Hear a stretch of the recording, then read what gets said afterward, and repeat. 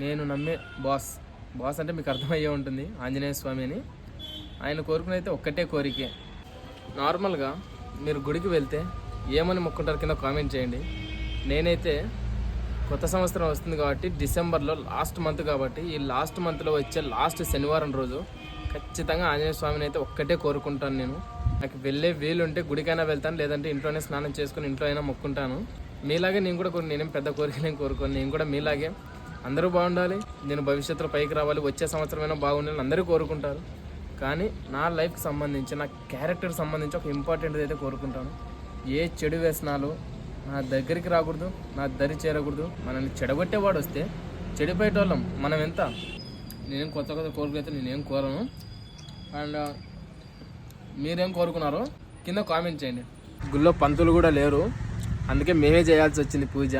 అందుకే లోపల కొబ్బరికాయ కూడా మేమే కొట్టేశాం. పూజలో ఏదైనా తక్కువగా ఉంటే క్షమించండి. నాకు వచ్చినట్టుగా అయితే పవిత్రంగానే చేశాను. ఓకే మరి అయితే ఉంటా, బాయ్.